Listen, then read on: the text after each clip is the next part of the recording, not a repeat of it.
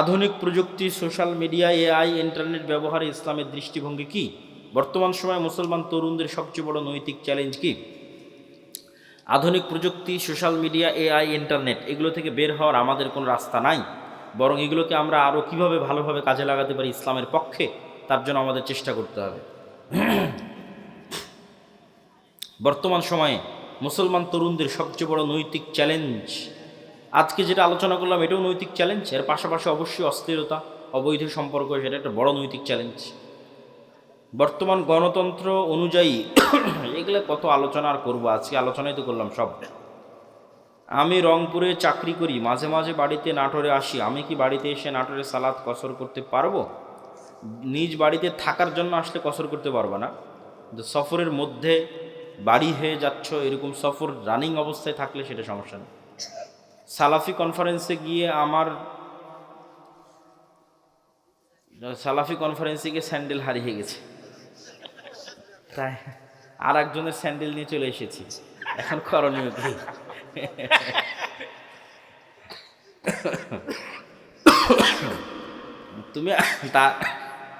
তুমি তার নামে কিছু অর্থ দান করে দিও আল্লাহর রাস্তায়, এখানে আর করণীয় বলার মতো কিছু নাই। আসলে অর্থনৈতিক ইবাদত দিয়ে এই ধরনের ছোটোখাটো ভুল ত্রুটি থেকে বাঁচতে হবে, যেটা বক্তব্যের শুরুতে বলেছি।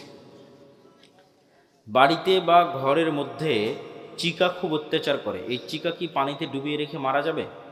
কোনো প্রাণীকে মারতে চাইলে কষ্ট দিয়ে মারা যাবে না, যেটাতে কষ্ট কম হয় সেই উপায়ে মারতে হবে।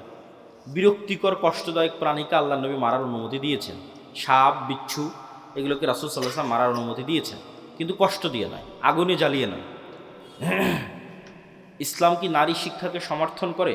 বর্তমান সমাজের প্রয়োগ কেমন হওয়া উচিত? রাসূল সাল্লাল্লাহু আলাইহি ওয়াসাল্লামের যুগে আয়েশা রাদিয়াল্লাহু তাআলা আনহার কাছে ওমর রাদিয়াল্লাহু তাআলা এবং সাহাবীরা যেতেন মাসলা মাসাইল ফতোয়া নেওয়ার জন্য। তাহলে একটা নারী কী পরিমাণ জ্ঞানের অধিকারী হলে দ্বিতীয় খলিফা ওমরের মতো জ্ঞানী মানুষ আর আব্দুল্লাহ বিন আব্বাস, আব্দুল্লাহ বিন ওমরের মতো জ্ঞানী মানুষেরা তার কাছে যায় যে এটা বুঝতে পারতেছেন এটার মাসলা কী হবে বলে দেন। তাহলে নারীদের জ্ঞান অর্জনের পথে বাধা হলে তো সেটা ইসলামের প্রথম যুগেই বোঝা যেত। বরং নারীরা জ্ঞানী হলেই তারা তাদের সন্তান সন্ততিকে ভালোভাবে মানুষ করতে পারবে, কিন্তু কোন জ্ঞান অর্জন করতেছে, কিভাবে অর্জন করছে, এটা হলো দেখার বিষয়। জ্ঞান অর্জন করতেই হবে, কোন জ্ঞান?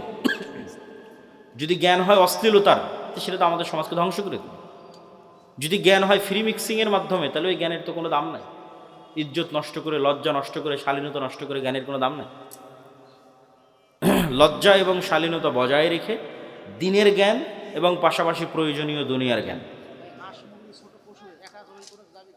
একাই জবাই করতে পারবে, মেয়েরাও জবাই করতে পারবে, কোনো সমস্যা নেই। বিসমিল্লাহ আল্লাহু আকবার বললে পৃথিবীর সব প্রাণী হালাল, যা পৃথিবীর যে সমস্ত প্রাণী হালাল তার সবই হালাল বিসমিল্লাহ আল্লাহু আকবার বললে। আধুনিক ফ্যাশন ও পোশাকের ক্ষেত্রে পর্দার সীমা কোথায়? পর্দার সীমার নির্ধারণ হবে লজ্জার উপর ভিত্তি করে। মানুষের লজ্জা কতটুকু এটাই নির্ভর করতেছে এই বিষয়টা নির্ধারণ করার জন্য। কিন্তু এদের চাকরিতে রিটায়ার্ড না হওয়া পর্যন্ত থাকে। এরা যদি বলে যে আজ থেকে আমরা বিক্রি হব না কোনো দলের কাছে, দেশ একদিনে ঠিক হয়ে যাবে, একদিনে। তো এরা কাদের ঘরের সন্তান? আমাদের ঘরের সন্তান, আমাদের ছেলে মেয়ে। পুলিশে কারা, আর্মিতে কারা, সচিবালয়ে কারা, বিসিএস পরীক্ষা কারা দেয়? আমার আপনার ছেলে মেয়ে। এদের আমাদের ঠিক করতে হবে দাওয়াত দিয়ে, নতুন প্রজন্মকে সত্যবাদিতা এবং ন্যায়পরায়ণতা অটল হতে হবে। এটাই তো গোলামি থেকে মুক্তির রাস্তা। ওই দিন থেকেই তো দেশ স্বাধীন। সম্মানিত উপস্থিতি, তাহলে দুটো পয়েন্ট বললাম নেতা হওয়ার, এক শিক্ষা এবং জ্ঞান, আর এক সত্যবাদিতা এবং ন্যায়পরায়ণতা। থাকলেই মানুষ নেতা হয়ে যাবে, অটোমেটিক নেতা হয়ে যাবে, কিচ্ছু করা লাগবে না, আল্লাহ নেতা বানিয়ে দিবে তাকে। আর এবার 4 নাম্বার পয়েন্ট, যেটাতে বক্তব্যের শেষের দিকে যাব, সেটা হচ্ছে এই গুণে গুণান্বিত মানুষেরা যখন আসবে, যারা তাওহীদে বিশ্বাসী, ঈমান বিল গায়বে ইয়াকিন রাখে, জ্ঞানে সর্বোচ্চ, আবার তাকে কেনা যায় না, এই মানুষগুলো পৃথিবীর জন্য হুমকি। এদের উপর জুলম নেমে আসবে, এদের উপর বাধা নেমে আসবে, এদের উপর অত্যাচার নেমে আসবে। এই জন্য এদের বাঁচার রাস্তা হচ্ছে আল্লাহর সাহায্য। এদের বাঁচার রাস্তা কি? দুনিয়ার শক্তি দিয়ে বাঁচার কোনো রাস্তা নেই। মুসলমানদের অতীতে, আজ, ভবিষ্যতে দুনিয়ার শক্তি দিয়ে বাঁচার কোনো রাস্তা নেই। মুসলমানদের বাঁচার রাস্তা আল্লাহর সাহায্য। আল্লাহর সাহায্য পাওয়ার দুটো বড় রাস্তা, দুটো বড় সিক্রেট রেসিপি আজকে দিয়ে বক্তব্য শেষ করব, যে মুসলমানদের জন্য আল্লাহর সাহায্য নিশ্চিত করার দুটো বড় রাস্তা, এক সালাত আর এক জিকির। সালাতের মধ্যে সবচেয়ে বড় পাওয়ারফুল হচ্ছে রাতের সালাত। সালাত হচ্ছে এমন এক টেকনোলজি, আমি উদাহরণ দিই ইবনুল কাইয়িম রাহিমাহুল্লাহকে সামনে রেখে, নাহলে দিতাম না। আমরা যেমন এখানে বসে থেকে হাজার হাজার কিলোমিটার দূরে থাকা আমেরিকার কোনো টিচারের কাছে অনলাইনে ক্লাস করতেছি, অথবা এখান থেকে 100 কিলোমিটার দূরে থাকা ঢাকার কোনো টিচারের কাছে অনলাইনে ক্লাস করতেছি, তো পাসওয়ার্ড লগ ইন দিয়ে যখন ক্লাসে জয়েন করি তখন দুইজনে লাইভ সেশন, টিচারও যুক্ত হয়েছে, স্টুডেন্টও যুক্ত হয়েছে লাইভ সেশনে, কানেক্টেড। তো আজকের ইন্টারনেট, আজকের মোবাইল দিয়ে মানুষ হাজার কিলোমিটার দূরে থাকা টিচারের সাথে, মানুষের সাথে লাইভ কানেক্টেড হচ্ছে, লাইভ কথোপকথন করতেছে। তো সালাত এটার চেয়ে তো হাজারো লক্ষ কোটি গুণ উন্নত লেভেলের প্রযুক্তি, যা দুনিয়াতে থাকা মানুষকে 7 আসমানের উপরে থাকা রব্বুল আলামিনের সাথে লাইভ কানেক্টেড করে দেয়। সরাসরি মানুষ যখন সালাতে দাঁড়ায় এবং চোখ যখন সিজদার দিকে, অন্তর যখন আল্লাহর দিকে নিবদ্ধ, তখন রব্বুল আলামিনও তার মুখোমুখি হয়ে যান। দুনিয়াতে থেকে 7 আসমানের সাথে সরাসরি লাইভ কথোপকথনের প্রযুক্তি হচ্ছে সালাত।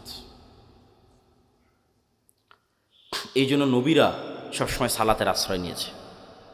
সূর্যগ্রহণে সালাত, চন্দ্রগ্রহণে সালাত, বৃষ্টি প্রার্থনায় সালাত, জানাজায় সালাত, বিপদ আপদে সালাত, রাতে সালাত। রাসূলুল্লাহ সাল্লাল্লাহু আলাইহি ওয়াসাল্লাম বদরের যুদ্ধের আগের দিন লম্বা রাতের সালাত আদায় করেছেন। আবু বকর রাদিয়াল্লাহু তাআলা আনহু বলছেন, কাফাকা মুনাশাদাতাকা রাব্বাক, হে রাসূলুল্লাহ, হে আল্লাহর নবী, আপনি নবী হয়ে আল্লাহর কাছে এত মোনাজাত করা লাগে, এত দোয়া করা লাগে, যথেষ্ট হয়েছে, বাস, আর করার দরকার নাই, আল্লাহ তো আপনাকে এমনি সহযোগিতা করবে। তাহলে কি পরিমাণ লম্বা রাতের সালাত মুহাম্মদ সাল্লাল্লাহু আলাইহি ওয়াসাল্লাম আদায় করেছেন, আর কি পরিমাণ দোয়া আল্লাহ সুবহানাহু ওয়া তাআলার কাছে করেছেন, যে আবু বকর রাদিয়াল্লাহু তাআলা আনহুর মতো সাহাবী এই দোয়ায় ক্লান্ত হয়ে গেছে, এই রাতের সালাতে ক্লান্ত হয়ে গেছে। তাহলে এখন বুঝেন, মুহাম্মদ সাল্লাল্লাহু আলাইহি ওয়াসাল্লাম আমার, আপনার এবং আবু বকর রাদিয়াল্লাহু তাআলা আনহুর চেয়ে বেশি জানতেন যে কাল বদরের যুদ্ধে দুনিয়ার শক্তি দিয়ে আমার বিজয় সম্ভব নয়। কাল বদরের যুদ্ধে আমাকে জিততে হলে কার সাহায্য লাগবে? আল্লাহর। আর আল্লাহর সাহায্য পেতে হলে আমাকে রাতের সালাতে দাঁড়াতে হবে।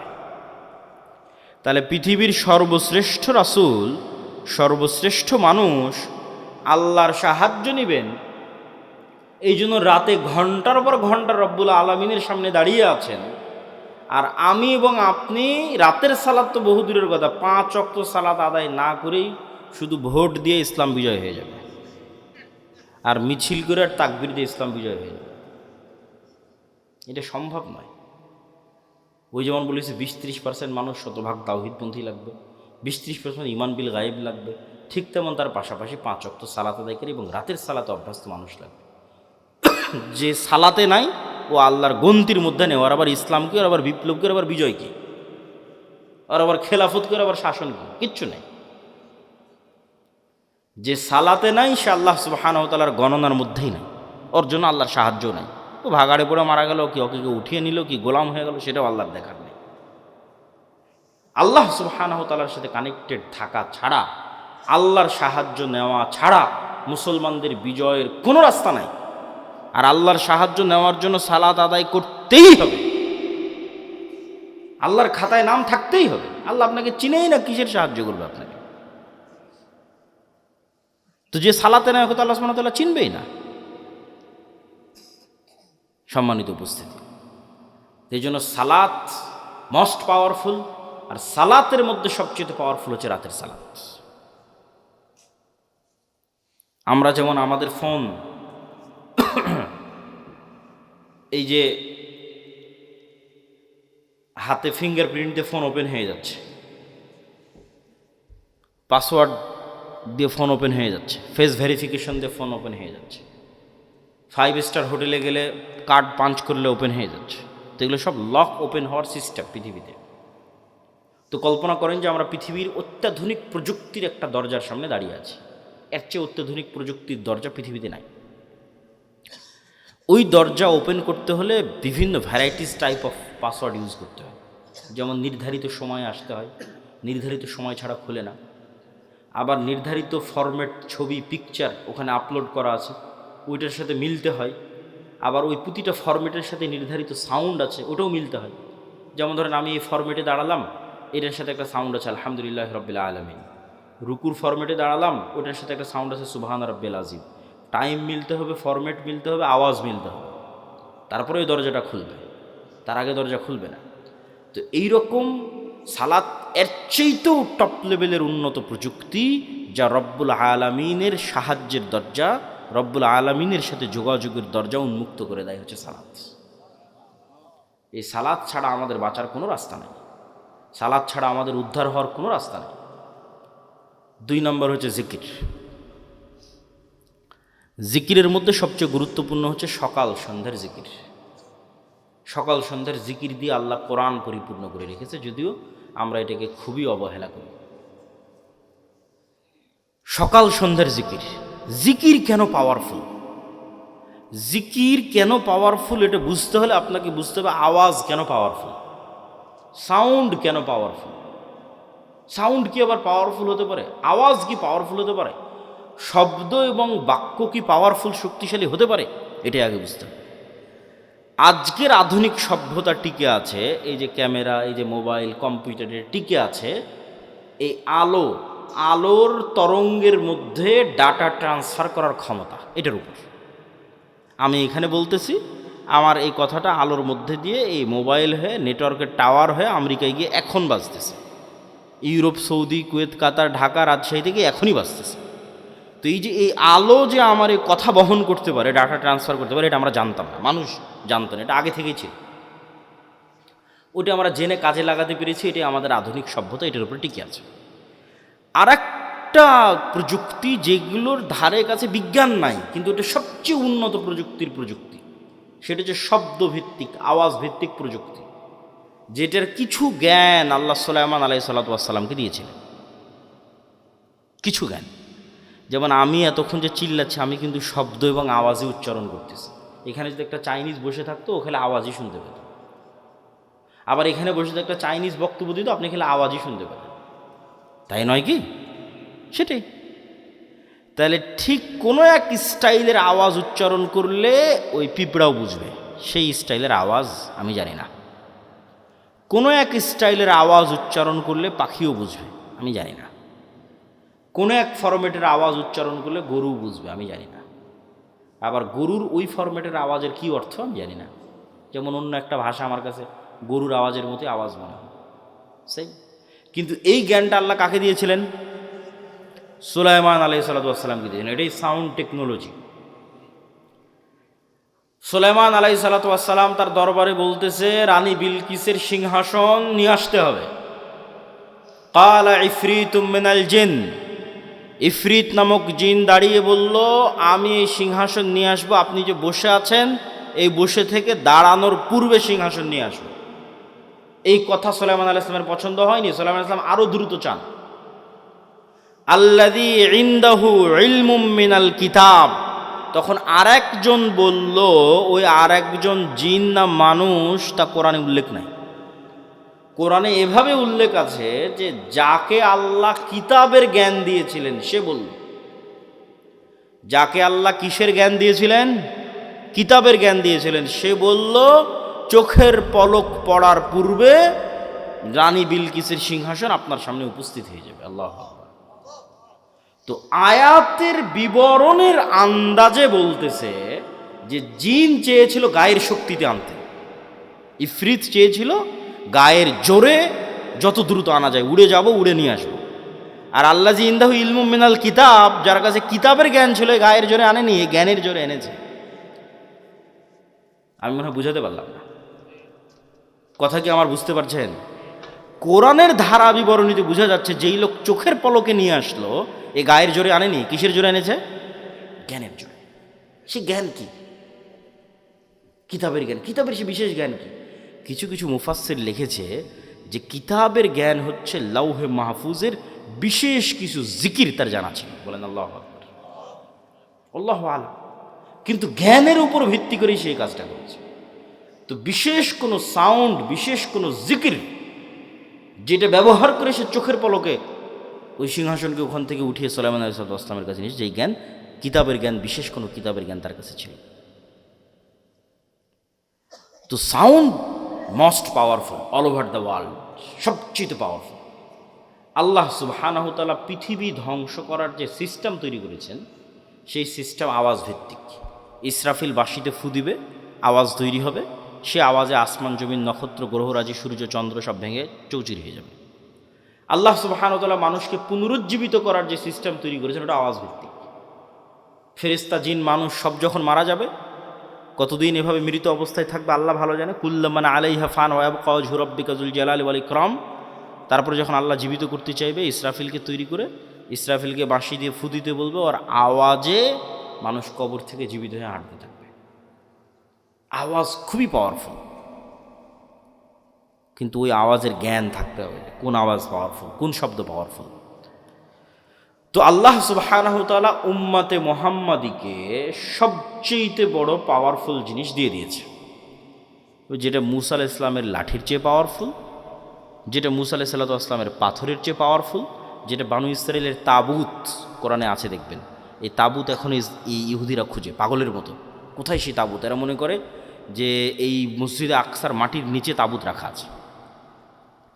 ওই তাবুত একটা বাক্স, যেই বাক্সে মূসা আলাইহিস সালামের লাঠি ছিল, যেই বাক্সে মূসা আলাইহিস সালামের ওই পাথর ছিল, যে পাথর থেকে 12টা ঝর্ণা তৈরি হয়েছিল, ঠিক আছে, মূসা আলাইহিস সালামের কাপড় চোপড় ছিল, এরকম আরও কিছু মুজিজা সম্বলিত জিনিস বিভিন্ন নবী রাসূলের এই তাবুত নামক বাক্সের মধ্যে ছিল। যে যুদ্ধে ওরা এই তাবুত বাক্স নিয়ে যেত, ওই যুদ্ধে ওদের বিজয় হয়ে যেত। ওই বাক্স ওরা হারিয়ে ফেলেছে, ওই বাক্স ওরা এখনও খুঁজতেছে।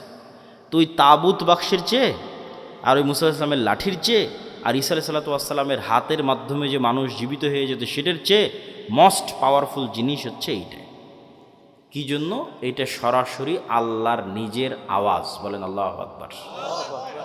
কোরআন সরাসরি আল্লাহ সুবহানাহু তাআলার নিজের সাউন্ড, আল্লাহর শব্দ, আল্লাহর বাক্য, যা জিব্রাইল হয়ে মুহাম্মদ সাল্লাল্লাহু আলাইহি ওয়াসাল্লাম আমাদের পর্যন্ত পৌঁছেছে। আল্লাহু আকবার।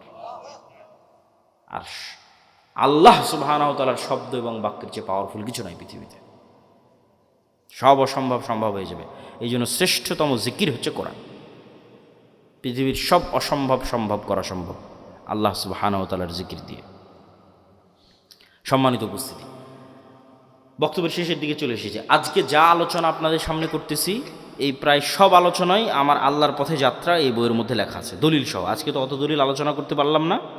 এই বইটা প্রত্যেকটা মসজিদ, স্কুল, কলেজ, ইউনিভার্সিটি, লাইব্রেরি, দাওয়া সেন্টারে রেখে সপ্তাহে অন্তত একদিন 1 পৃষ্ঠা 2 পৃষ্ঠা করে পাঠ চক্র করা উচিত, পড়া উচিত, দার্স দেওয়া উচিত। এর সাথে কোনো দল মত কোনো কিছুর সম্পর্ক নাই। সব মুসলমানের জন্য, জানার জন্য, জ্ঞান অর্জনের জন্য, ঈমান বিল গায়ব এবং তাওহীদে ইয়াকিন তৈরি করার জন্য, এবং মুসলমানদের গোলামি থেকে আজাদির জন্য কি দরকার তা জানার জন্য প্রত্যেক মসজিদ, প্রত্যেক মাদ্রাসা, স্কুল, কলেজ, ইউনিভার্সিটি, দাওয়া সেন্টার, লাইব্রেরিতে রেখে অন্তত প্রতি সপ্তাহে 1-2 পৃষ্ঠা করে পড়া উচিত। পাশাপাশি আব্দুর রহিমের একটা নতুন বই এসেছে, রাসূল সাল্লাল্লাহু আলাইহি ওয়াসাল্লাম দেখতে যেমন ছিলেন, এই বইটাও মূল্যায়ন করতে পারেন। আর মাসিক আল ইতিসাম, এই যে আপনাদের কাছে আসলাম, 2023 না 22 সালে একবার আসতে চেয়েছি, করোনার কারণে আসা হয়নি, বন্ধ হয়ে গেছে। তাহলে আজ আসতেছি প্রায় 3 বছর 4 বছর পর। আবার কবে আসার সুযোগ হবে তার গ্যারেন্টি নেই। কিন্তু এই একদিনে আসাই যদি যোগাযোগ বিচ্ছিন্ন হয়ে যায়, তাহলে তো এই দাওয়াতের কোনো মূল্য নাই।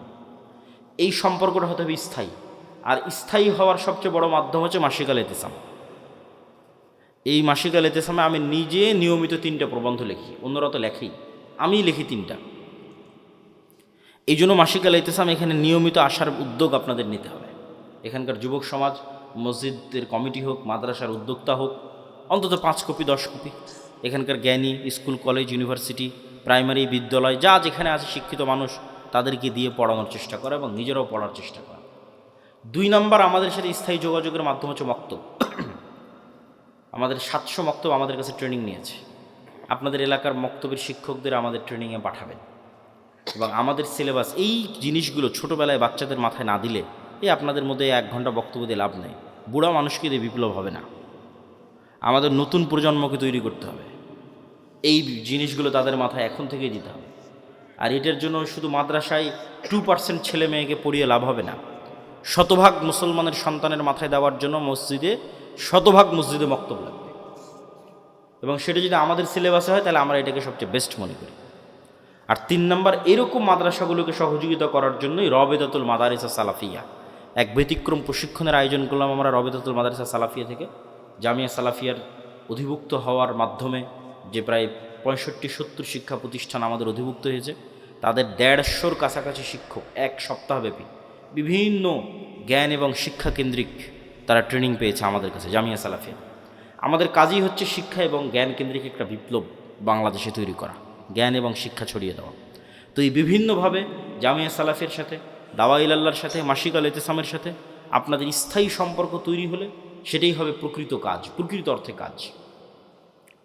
তো আমরা আলোচনা করছিলাম জিকির কেন শক্তিশালী, তার লাস্ট 2টা পয়েন্ট খুব ভালো লাগবে, অধৈর্য হওয়ার কিছু নাই।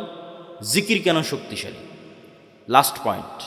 আল্লাহ সুবহানাহু ওয়া তাআলা বলছেন ইউসাব্বিহু লিল্লাহি মা ফিস সামাওয়াতি ওয়া মা ফিল আরজ। আসমান জমিন এবং তার মধ্যে যা কিছু আছে, এই টিস্যু, এই লিফলেট, এই প্যান্ডেল, এই জামা কাপড়, এই মাটি, এই ক্যামেরা, লাইট, সব 24 ঘন্টা আল্লাহর তাসবিহ পাঠ করতেছে। আল্লাহু আকবার। এবং এই তাসবিহ পাঠের আওয়াজ হচ্ছে, এটাই তো আওয়াজ কেন্দ্রিক প্রযুক্তি। আপনি যেমন পিঁপড়ার চলার আওয়াজ শুনতে পাচ্ছেন না, এরকম এদের তাসবিহ পাঠের আওয়াজ শুনতে পাচ্ছেন না। কিন্তু এই পিঁপড়ার চলার আওয়াজ তো 10 কিলোমিটার দূরে থাকা হাতিও শুনতে পাচ্ছে, কিন্তু আপনি তো পাচ্ছেন না। আল্লাহরই কিছু প্রাণী আছে যারা পিঁপড়ার চলার আওয়াজ শুনতে পাচ্ছে। এটা আমাদের শ্রবণ শক্তির ঘাটতি, এই জন্য তো এটা গায়েব। এই জন্য তো গায়েবের জ্ঞান আল্লাহ কোরআনে দিয়েছে, এটা গায়েবের নলেজ। আল্লাহ বলতেছে এগুলো সব তাসবিহ পাঠ করতেছে, তোমরা জানো না, এটাই তো গায়েব। এটার উপরে তো আমাদের ইয়াকিন দেয়। যতদূর পর্যন্ত আজানের আওয়াজ যায়, সব জীবজন্তু, জড়বস্তু, জড় পদার্থ, কীট পতঙ্গ, পঙ্গপাল সব আজান বুঝে এই আজানের পক্ষে কি আমাদের মাঠে সাক্ষী দিবে। তাহলে এরা তাসবিহ বুঝে, আবার আমি যখন সুবহানাল্লাহ বলতেছি তখন এটাও বুঝতেছে। এই টিস্যু পেপার আমার সুবহানাল্লাহ বুঝে, কেন ও নিজেও সুবহানাল্লাহ বলতেছে। এটাই গায়েব। এই জন্য এটা সবচেয়ে পাওয়ারফুল, সব কিছু আপনার অধীনস্থ এক জিকির দিয়ে। সুবহানাল্লাযী সাখখারা লানা হাযা ওয়া মা কুন্না লাহু মুকরিনিন ওয়া ইন্না ইলা রাব্বিনা লামুনকালিবুন। এটা জিকির, এটাতে গাড়ি বিমান সব অধীনস্থ। মহাপবিত্র সেই সত্তা যিনি এই গাড়ি বিমান আমাদের অধীনস্থ করে দিয়েছেন। সেই জন্য জিকির আপনাকে ব্যবহার করতেই হবে, বিশেষ করে সকালে এবং সন্ধ্যায়। এবং অনেক সময় দোয়ার চেয়ে জিকির পাওয়ারফুল হয়, এই জন্য দোয়াতে মানুষের নিজের কথা বেশি থাকে। আল্লাহ আমার এটা দাও, আল্লাহ আমার ছেলেকে এটা দাও, আল্লাহ আমার বউকে এটা দাও, আল্লাহ আমার টাকা দাও, আল্লাহ আমার পয়সা দাও, বাড়ি দাও, গাড়ি দাও, নিজের কথা বলতে বলতে শেষ। কিন্তু শুধু জিকির যখন হয়, ওখানে শুধু আল্লাহর কথা থাকে। লা ইলাহা ইল্লাল্লাহ, লা ইলাহা ইল্লাল্লাহু ওয়াহদাহু লা শারীকা লাহু, লাহুল মুলকু ওয়া লাহুল হামদু ওয়া হুয়া আলা কুল্লি শাইইন কাদির, সুবহানাল্লাহি ওয়া বিহামদিহি সুবহানাল্লাহিল আযীম, আল্লাহু আকবার, আলহামদুলিল্লাহ, লা হাওলা ওয়া লা কুওয়াতা ইল্লা বিল্লাহ। এগুলো সব জিকির, এগুলো শুধু আল্লাহর বর্ণনা, শুধু আল্লাহর কথা, আল্লাহর প্রশংসা, আল্লাহর বড়ত্ব, আল্লাহর মহত্ব, আল্লাহর তাসবিহ, আল্লাহর পবিত্রতা। আর এই ইবাদত ফেরেশতাদের ইবাদত। এই ইবাদত আপনার আশেপাশে যা জীবজন্তু, জড়বস্তু, জড়পদার্থ দেখছেন, এদের ইবাদত। কেন? ওদের নিজের কোনো চাওয়া নাই, ফেরেশতাদের নিজের কোনো চাওয়া নাই। তাহলে ওদের ইবাদত কি? তাসবিহ। ফেরেশতার ইবাদত তাসবিহ, আপনার আশেপাশে যা দেখতে পাচ্ছেন এদের ইবাদত তাসবিহ। আপনিও সকাল সন্ধ্যা তাসবিহ করেন, জিকির পাঠ করেন, পৃথিবীর সব অসম্ভব সম্ভব হয়ে যাবে। আল্লাহ সুবহানাহু ওয়া তাআলা মূসা আলাইহিস সালাতু ওয়াস সালামকে বলছেন ওয়ালা তানিয়া ফি যিকরি, যে মূসা তোমাকে লাঠি দিলাম সাপ হয়ে যাবে, সমুদ্রে মারলে রাস্তা তৈরি হয়ে যাবে, পাথরে মারলে ঝর্ণা তৈরি হয়ে যাবে। কিন্তু কতক্ষণ? যতক্ষণ তোমার কলব সালাত এবং জিকিরের মাধ্যমে আমার সাথে কানেক্টেড আছে। মূসা তুমি সালাতেও নাই, জিকিরেও নাই, সব ডিঅ্যাক্টিভেট হয়ে যাবে। ফেসবুকের অ্যাকাউন্ট যখন ফেসবুক ডিঅ্যাক্টিভেট করে দেয়, তখন লাঠি মারলেও সাপ হবে না, সমুদ্রে মারলেও রাস্তা হবে না, পাথরে মারলেও ঝর্ণা হবে না। কেন? মূসা আলাইহিস সালাম নিজেই সালাতে নাই, জিকিরে নাই, তাহলে হবে? আল্লাহ বলছে ওয়ালা তানিয়া ফি যিকরি, জিকির ভুলা যাবে না, কালবকে আমার সাথে কানেক্টেড থাকতে হবে। যতক্ষণ তোমার কালব সালাত এবং জিকিরের মাধ্যমে আমার সাথে কানেক্টেড, তখন অল এভরিথিং ইজ অ্যাক্টিভেটেড। তখন পিছনে যতই ফিরআউনের বিশাল লস্কর হোক আর সামনে যত বড়ই সমুদ্র হোক, রাস্তা তৈরি করে দেওয়া আমার দায়িত্ব। আল্লাহু আকবার। এই জন্য জিকির ছাড়া এবং সালাত ছাড়া মুসলমানদের কোনো রাস্তা নেই। কেন? মুসলমানরা দুনিয়াবী শক্তি দিয়ে পারবে না, তাকে গায়েবী মদদ নিয়েই বাতিল শক্তির বিরুদ্ধে লড়াই করতে হবে। আর গায়েবী মদদ পেতে চাইলে 5 ওয়াক্ত সালাত, রাতের সালাত, সকাল সন্ধ্যার জিকির ছাড়া কোনো রাস্তা নেই।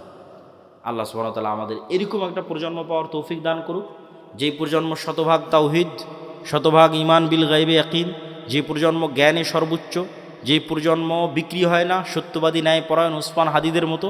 আবার যেই প্রজন্ম আল্লাহর সাহায্য নিশ্চিত করতে পারবে সালাত দিয়ে এবং জিকির দিয়ে, এই প্রজন্ম শুধু বাংলাদেশ বিজয় করবে না, সারা পৃথিবী বিজয় করবে। কিসের ভারত, কিসের আমেরিকা, কিসের চীন, কিচ্ছু টিকবে না, সারা পৃথিবী তারা বিজয় করবে। কিন্তু এই প্রজন্ম তৈরি হওয়া লাগবে। আমরা সেই প্রজন্মের স্বপ্ন দেখি। আল্লাহ সুবহানাহু ওয়া তাআলা কবুল করুক। সুবহানাকাল্লাহু ওয়া বিহামদিকা আশহাদু আল্লা ইলাহা ইল্লা আনতা আস্তাগফিরুকা। অস্থির হয়েন না, আপনাদেরই প্রশ্ন উত্তর আছে, ধীরে ধীরে ওঠেন।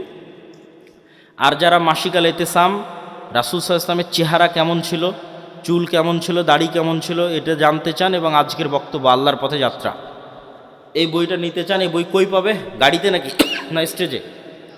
গেটে, গাড়িতে। আর যারা এই মূল মাদ্রাসায় দান করতে চান তারা একটু স্টেজে এসে আস্তে আস্তে আপনাদের দানগুলো এখানে জমা দিতে পারেন। প্রশ্ন উত্তর ধীর স্থিরভাবে যাবেন। বর্তমান অর্থনৈতিক ব্যবস্থায় ব্যাংক, সুদ এগুলো হালালভাবে করার উপায় কি? বর্তমান যুগে জিহাদের সঠিক অর্থ কি? ব্যাংক সুদমুক্ত উপায়ে লেনদেনের উপায় হচ্ছে আপনি নিজে সুদি লেনদেনের সাথে জড়িত থাকবেন না, সুদি লোনের সাথে জড়িত থাকবেন না, এটাই উপায়। বর্তমান যুগে জিহাদের সঠিক অর্থ কি? জিহাদ মানে আল্লাহ সুবহানাহু তাআলার রাস্তায় যুদ্ধ। সেটা অবশ্যই ইমামের অধীনে হতে হবে, সেটা অবশ্যই দেশের মাধ্যমে হতে হবে। মুসলমানদের মধ্যে বিভক্তি, মাযহাব, দলাদলি নিয়ে ইসলামের অবস্থান কি? মুসলমানেরা বানু ইসরাইলের মতো 70-71 দলে বিভক্ত হবে, এটা রাসূল সাল্লাল্লাহু আলাইহি ওয়াসাল্লাম নিজে বলে গেছেন। আর এই বিভক্তির মধ্যে বাঁচার রাস্তা হচ্ছে মা আনা আলাইহি ওয়া আসহাবি। এই বিভক্তির মধ্যে বাঁচার রাস্তা হচ্ছে সুন্নাতুল্লাহ, সুন্নাতু রাসূলিহি ওয়া সুন্নাতুল খুলাফায়ে রাশিদিন। এই বিভক্তির মধ্যে বাঁচার রাস্তা হচ্ছে কিতাবুল্লাহ ওয়া সুন্নাতু রাসূলি। সারমর্ম হচ্ছে আল্লাহর কোরআন, নবীর হাদিস এবং সাহাবীদের আমল, এইগুলোর মাধ্যমে আমাদের নাজাত খুঁজে পেতে হবে। আমি প্রেম করে পারিবারিকভাবে বিয়ে করেছি, এই বিয়ে কি আল্লাহ কবুল করবে? আগের প্রেমের জন্য ক্ষমা চাইতে হবে। বিয়ে যদি ইসলামের নিয়ম অনুযায়ী হয়ে থাকে, আমরা আল্লাহর কাছে দোয়া করি, আল্লাহ তোমার তওবা কবুল করে তোমার বিয়ে থেকে আল্লাহ কবুল করুক এবং বরকত দিক, আল্লাহুম্মা আমিন। আমার নাম মোহাইমিনুল। মোহাইমিনুল না রেখে রাখো আব্দুল মোহাইমিন। আপনি যদি সৌদি আরবে যান, আপনি যদি আফগানিস্তানে যান, তাহলে প্যান্ট শার্ট পরে ঘুরতেও আপনাকে লজ্জাবোধ হতে পারে। কিন্তু বাংলাদেশে আপনাকে প্যান্ট শার্ট পরে ঘুরতে লজ্জাবোধ হবে না, ইউরোপ আমেরিকা লজ্জাবোধ হবে না। তাহলে লজ্জার মাত্রাটা কোন লেভেলে আছে? আবার বাংলাদেশে দেখা যাচ্ছে কেউ যদি হাফ প্যান্ট অথবা 3/4, বিশেষ করে হাফ প্যান্ট পরে ঘুরে, তাহলে লজ্জাবোধ হতে পারে। কিন্তু ভারতেই যদি যান হাফ প্যান্ট পরে ঘুরেন, কোনো লজ্জা নেই। ইউরোপ আমেরিকায় যান, সবাই হাফ প্যান্ট পরে ঘুরতেছে, কোনো লজ্জা নাই। তাহলে এটা লজ্জার মাত্রার উপর নির্ভর করতেছে, 1 নাম্বার। 2 নাম্বার, আল্লাহ সুবহানাহু ওয়া তাআলা যে সীমা দিয়েছে সেটা তো আছে। আল্লাহ পুরুষদের জন্য যে সীমা দিয়েছে সেটা তো আছে, নারীদের জন্য যে সীমা দিয়েছে সেটা তো আছে। কিন্তু সেটার উপরেও যে আপনি বোরখা কেমন পড়তেছেন, আটোশটো পড়তেছেন কিনা, মুখ ঢাকতেছেন কিনা, এগুলো সব নির্ভর করতেছে অন্তরের লজ্জার উপর। তো লজ্জাশীলা হওয়াটা অন্তরের বিষয়। আপনি বোরখা পরে পুরুষ মানুষের সাথে কথা বললেন, এটা তো পর্দা হলো না। তাহলে তো আপনি পর্দা বুঝলেন না, আপনি মনে করলেন পর্দা মানে পোশাক। পর্দা মানে তো পোশাক নয়, পোশাক পর্দার একটা অনুষঙ্গ। এবং বেপর্দা অনেক বড় শাস্তি। আদম আলাইহিসসালাতু ওয়াসসালাম এবং হাওয়া আলাইহিসসালাতু ওয়াসসালামকে জান্নাতে সর্বপ্রথম শাস্তি দেওয়া হয়েছে উলঙ্গ হওয়ার মাধ্যমে, জামা খুলে নেওয়ার মাধ্যমে। এটা অপমান। কিন্তু আমরা ওই শাস্তি ও অপমানটাকে নিজেদের জন্য সাজসজ্জা এবং ফ্যাশন বানিয়ে নিয়েছি। তাহলে আমাদেরকে আল্লাহ এবং আল্লাহ রসুলের সীমা বুঝতে হবে এবং ওই সীমার প্রয়োগ হবে অন্তরের তাকওয়া এবং অন্তরের লজ্জা অনুযায়ী। যে মেয়ে যত লজ্জাশীলা সে তেমন ঢিলে ঢালা পোশাক পরবে, সে তত পুরুষ সমাজ থেকে নিজেকে দূরে রাখার চেষ্টা করবে, পুরুষদের সংমিশ্রণ থেকে। নামাজরত ব্যক্তির কতটুকু সামনে দিয়ে চলাচল করা যাবে? নামাজরত ব্যক্তির সামনে দিয়ে একটা ছাগল চলাচল করে চলে যাবে, এরকম একটা দূরত্ব বজায় রেখে, তথা 2 হাত বা 3 হাত এরকম একটা দূরত্ব বজায় রেখে চলাচল করা যাবে। তবে সেক্ষেত্রে সূত্রা ব্যবহার করা সবচেয়ে ভালো। এবং নামাজি যখন সালাতে দাঁড়াবে তখনই তিনি সুতরা দিয়ে সালাতে দাঁড়াবেন, এটা সবচেয়ে উত্তম।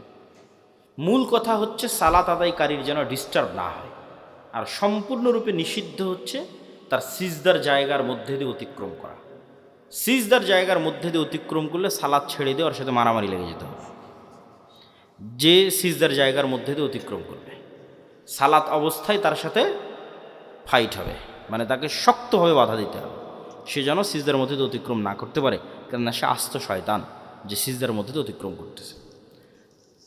সালাত আদায়কারীর ডিস্টার্ব হয় না এরকম দূরত্ব বজায় রেখে যেতে হবে। আমাদের কর্জে হাসানা প্রজেক্ট সম্পর্কে একজন জানতে চেয়েছে। এটা আমাদের একটা পরীক্ষামূলক প্রজেক্ট, যদিও উদ্যোগটা অনেক সুদূর প্রসারী। আমরা এখনও আমাদের পরিচিত লেভেলের মধ্যেই কর্জে হাসানা দিচ্ছি এবং যারা কর্জে হাসানা ফান্ডে জমা রাখতে চাচ্ছে তাদেরটা জমা নিচ্ছি। ধীরে ধীরে আমরা এটা বাড়াবো ইনশাল্লাহ। এক পরিবারে ছেলে ও ছেলের বউ নামাজ পড়ে না, ওই ছেলের খাবার খাওয়া যাবে, পোশাক পরা যাবে, মেয়ে সালাত পড়ে না, তার পোশাক দিলে পরা যাবে, মেয়ে জামাই শুধু খায় এবং ঘরে খাবার খাওয়া যাবে। সালাত যদি একদমই না পড়ে, মানে 5 ওয়াক্ত সালাতেও নাই, জুমার সালাতেও নাই, তাহলে এটা পরিপূর্ণরূপে কাফের, এতে সন্দেহের কোনো অবকাশ নাই। খাতামাল্লাহু আলা কুলুবিহিম, আল্লাহর অন্তরে মোহর মেরে দিয়েছে। সালাতে অবহেলা করে, ওয়াইলুল লিল মুসাল্লিন আল্লাযীনা হুম আন সালাতিহিম সাহুন, পড়ে নিয়মিত নয়, চেষ্টা করে, বাদ চলে যায়, এরকম ব্যক্তিকে সরাসরি কাফের বলা যাবে না, ফাসেক বলতে হবে। তার সাথে খাবার গ্রহণ করা যাবে। আর একদমই সালাতের কোনো নামগন্ধ নাই এরকম মানুষের বাড়িতে যাতায়াত করা, তাদের বাড়িতে খাওয়া দাওয়া করা উচিত নয়, বরং বয়কট করাই উচিত।